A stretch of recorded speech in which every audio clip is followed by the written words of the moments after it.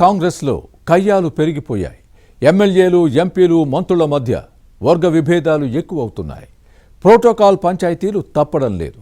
కొన్ని చోట్ల ఇవి వీధికెక్కి తాడో పేడో తేల్చుకుందామనేలా పరిస్థితి ఉంది. ఓ పార్లమెంట్ స్థానంలో ఇది కాస్త పీక్స్కు చేరిపోయింది. కాంగ్రెస్ ఎమ్మెల్యేలతో ఆ ఎంపీ ఢీ అంటే ఢీ అంటున్నారా? తనను అవమానిస్తున్నారంటూ శాసనసభ్యులపై ప్రతీకారం తీర్చుకోవాలని భావిస్తున్నారా?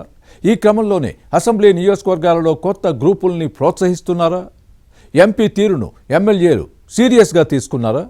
ఇంతకీ ఏ పార్లమెంట్ స్థానంలో ఈ పరిస్థితి ఉంది? ఎవరా ఎంపీ? అక్కడున్న పరిస్థితి ఏంటి? Was the story?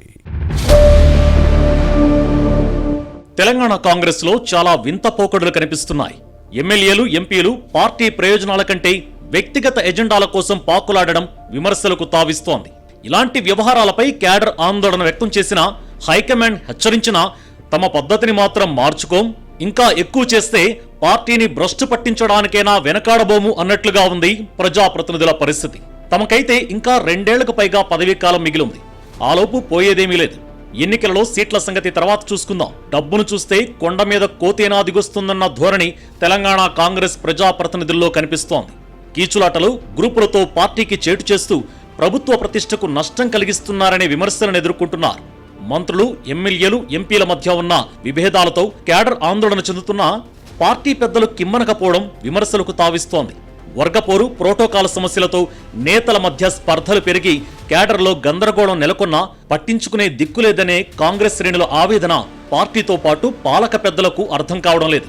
Peddapalli parliament స్థానంలో ఇదే పరిస్థితి ఉంది.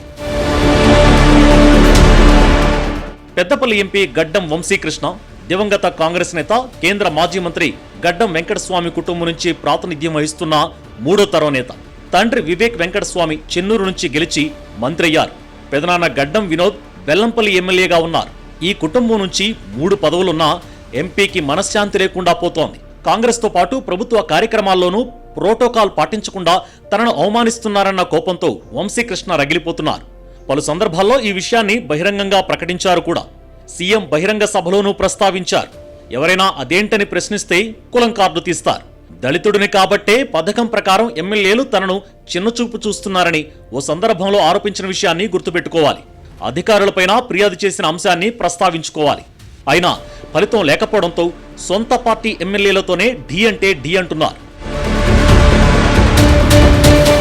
ఇటీవల ఎంపీ వంశీకృష్ణ మంచిర్యాల నియోజకవర్గం గూడెం పర్యటనలో కొత్త గ్రూపుల వ్యవహారం బయటపడింది. స్థానిక ప్రభుత్వ పాఠశాలలో విశాఖ ట్రస్ట్ ద్వారా బ్యాగుల పంపిణీ కార్యక్రమం పెట్టుకున్నారు. కానీ దీనిపై స్థానిక కాంగ్రెస్ ప్రజాప్రతినిధులకు సమాచారం లేదు.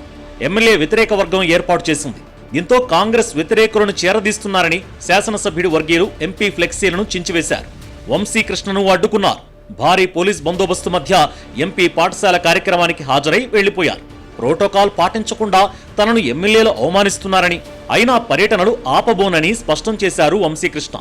ఆ తర్వాత శాసనసభ్యుడి వర్గీయులపై ఎంపీ గ్రూపు పోలీసులకు ఫిర్యాదు చేయటం, కేసుల నమోదు కోసం వంశీకృష్ణ ఒత్తిడి తేవడం వివాదాన్ని జటిలం చేసింది.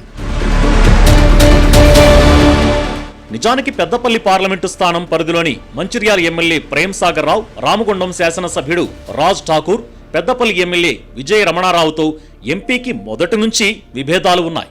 మంత్రులు శ్రీధరబాబు, అడ్లూరి లక్ష్మణ్ కుమార్తోనూ సత్సంబంధాలు లేవు. సొంత పెదనాన్న బెల్లంపల్లి ఎమ్మెల్యే గడ్డం వినోద్తోనూ గ్యాప్ ఉందన్న ప్రచారం జరుగుతోంది. ఈ క్రమంలో ఎంపీ వంశీకృష్ణ ఉనికిని మంత్రులు, ఎమ్మెల్యేలు సహించడం లేదు.